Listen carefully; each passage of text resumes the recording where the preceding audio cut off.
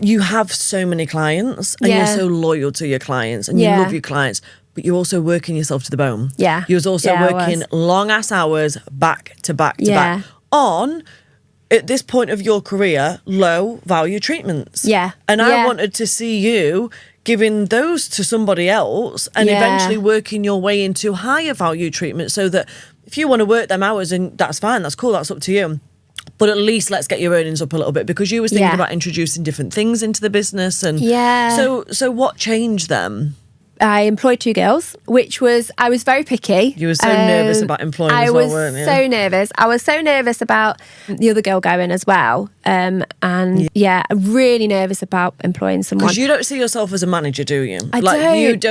You think, this is the thing, another thing, in your head it was like, for me to be a boss, I need to be a certain way, show up a certain way, act a certain way. And I'm like, well, no, Mia, you just need to be an authoritative you when you need to be an authoritative you. Definitely. But you can still be you. Yeah. And I think you struggled with that for a while. I did really struggle with that. Yeah. It's funny because that is one of the things that I've learned. Actually, I don't have to be this, big boss lady. I can be me, but remember that it's my salon and I like things, a certain way, and that's okay.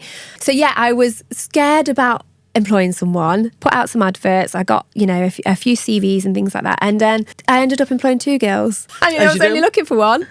So there was 2 girls and they came to interview and they actually knew each other, which was quite interesting. They'd both come from a spa. And when I interviewed them, I was just like, I like them both. I don't know what to do.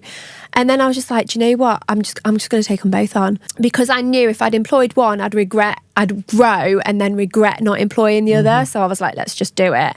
And it's turned out to be amazing. Like, they're lovely girls. I like to look after them as well, But it's just amazing. And I've got my aesthetics lady as well, who's self-employed. She's currently on maternity leave, but she's amazing. She's been with me throughout the whole thing. One of the girls does nails. A lot of my nail clients as well. So amazing. Because that was another thing. You was like, how... I want to work myself out of the business, but how am I going to hand my clients over to someone who they don't even know? Yeah, which is still tricky, if I'm honest. Yeah. A lot of my clients are like, oh, but we want you. Yeah. Which is fine. But I want a Lamborghini. Sometimes we have to just wait. But what I've found has happened is, I was thinking, right, okay, I'll get somebody that does nails and then I can sort of half my clients and she can take over. But what's happened is I'm just as busy and now she's fully booked and busy with new clients. So it's interesting.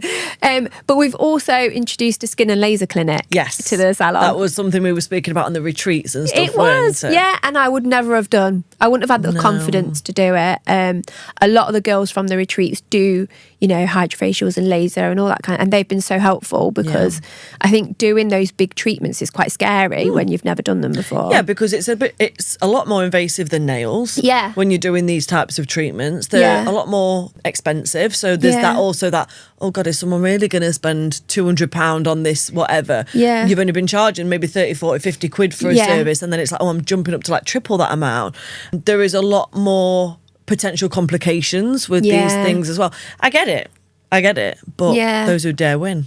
Absolutely, yeah. And it's really nerve-wracking starting a new treatment as well, especially like when you've literally starting from scratch. It's like with anything, isn't it? When you first do a nail course or do a lash course, you're so nervous at first, but the more you do it, which is where we're at. But actually one of the girls has taken over the hydrofacials because she's amazing at facials.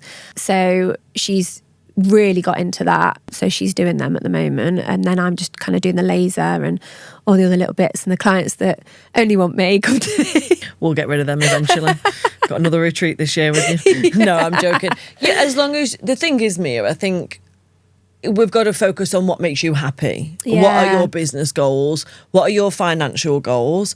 Is your current setup helping you to achieve those, or is it stopping you from achieving those? Because if it's stopping you from achieving those, we're going to have to make more changes. If actually now your financial goals are being more met and your satisfaction goals and your working goals, then that's cool. But I won't sit with you and let you tell me that you've got these goals but your current setup doesn't allow it. Something's going to have to give. You're either going to have to change the goals, which is not ideal, or we're going to have to change the structure. And I think you've got it good at the moment. I think you've got it to a nice place. You've got a couple of team members.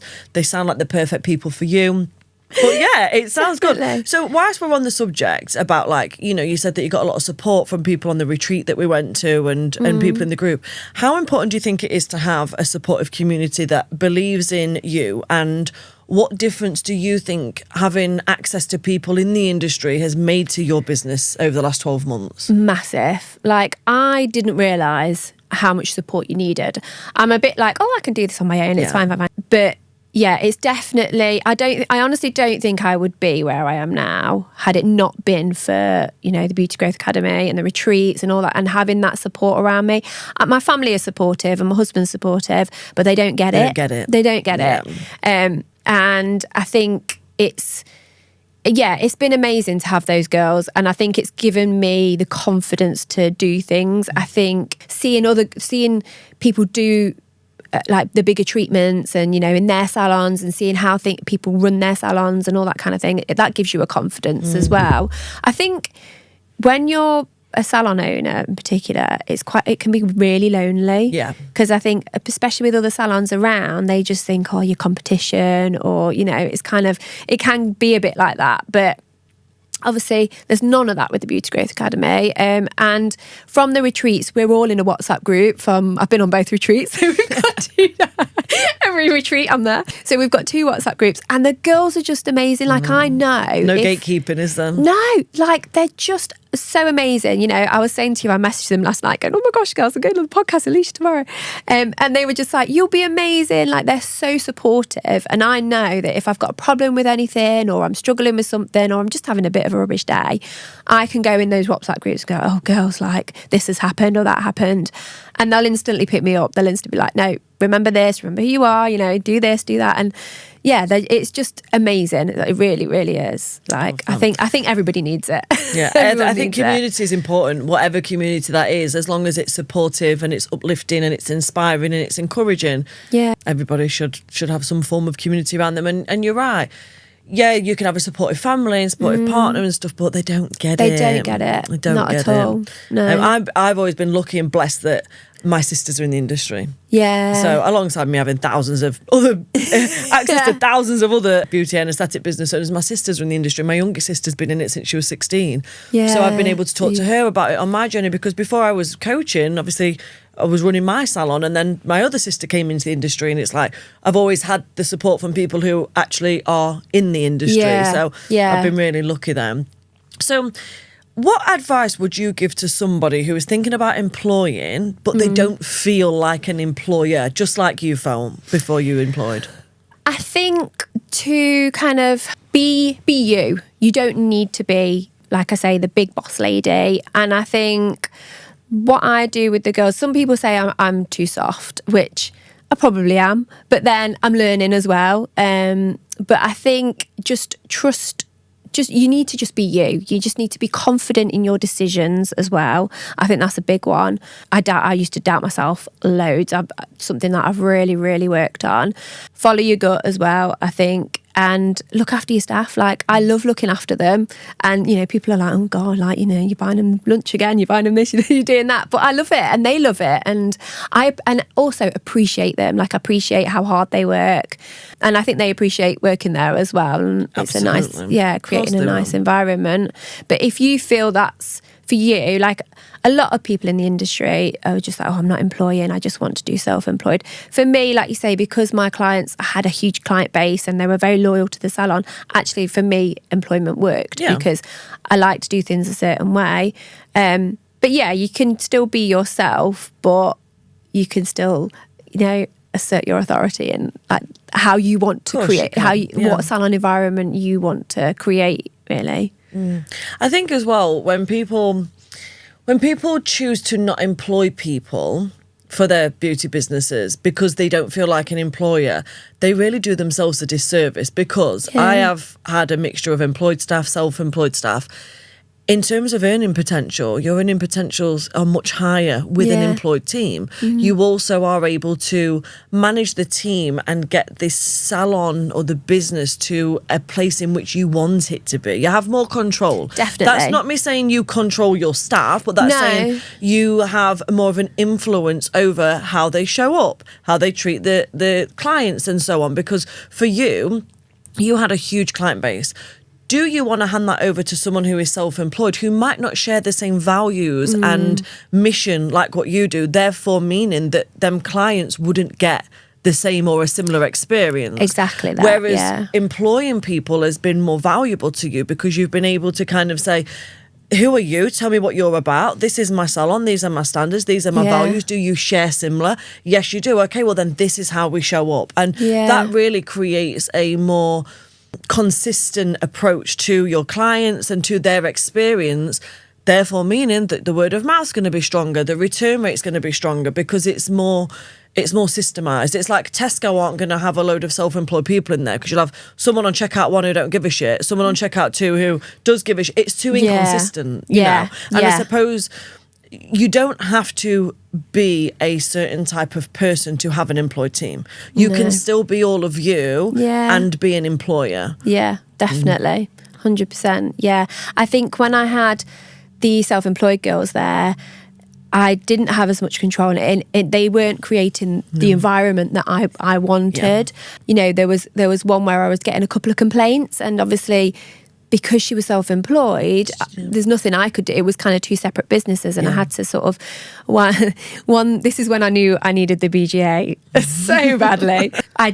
There was a girl that actually put a bad review on my Facebook page for the salon, and it wasn't me obviously that did it. It was a self-employed girl at the time, and it was not long after I opened, and I woke up to it, and I was like, oh my gosh, like that's it. Like I'm closing the salon. Nobody's going to come to me anymore. It is horrendous. Like I don't know what to do, and I messaged the BGA, and Freeze replied straight away, bless her, and she was like, it's fine, don't worry, like, you know, this is what to do, and it all got sorted out. And you know, the girl took it down and put it on the other girl's page, and it was all fine. But give that to her. Not my shit. Like, I didn't do that, that's not me. But yeah, I think, but then I have more control of that now, and I will take credit for that as well. Like, you know, if one of the girls did a job where did somebody's nails, I don't know, and somebody wasn't happy, I'm more than happy to sort that out because it's on me and I can deal with it in what I see is the best way.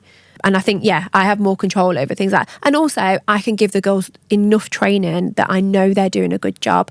And I can say to the girls, this is the kind of customer service that I want you to have, you know. And I've said to them a million times before, like in the salon, as soon as somebody walks through those doors, give them your attention straight away. As soon as they walk in, some people can be a bit nervous. And I was like, the minute they walk in the door, they have your attention with a friendly smile to the minute they walk out of the door, so that, you know, and you don't have that kind of control, if you like, if somebody's self-employed. Yeah. And I think as well, so I have still got quite a large self-employed team.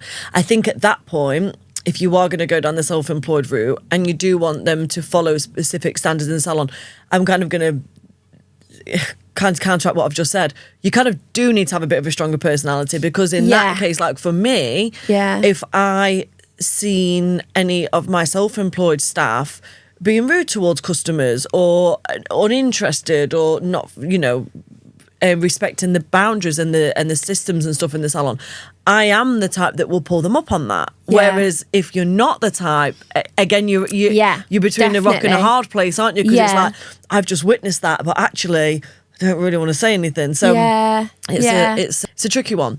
Where do you think your business would be now if you didn't follow my advice and you didn't employ the girls? I think I would be working 12, 14-hour days, 7 days a week, and I don't know, quite unhappy, really. I think before I went on the retreats, I was busy. It was amazing. I couldn't have asked for better. You were burnt out, though. I was burnt out, definitely burnt out. And I didn't know what direction. I knew I wanted to grow the salon. I didn't know how to grow the salon. I didn't know what direction I wanted it to go in. I don't think I would have had the confidence to employ somebody either. I think, like, what we learned on particularly the Beauty Boss retreat about having employees and working out costings and all that kind of thing, it was an eye-opener. I know, I remember you being like, I can do what? Hang on a minute. All right. yeah, definitely. And I wouldn't have had that confidence to do it, definitely. I think I would have just been moseying along and not really making... And I think back then I wasn't confident in myself and my decisions and following sort of my gut instincts. But actually now I'm like, no, like, look how far I've come. Like, this is amazing. Like, you if you feel it's right, do it. Yeah.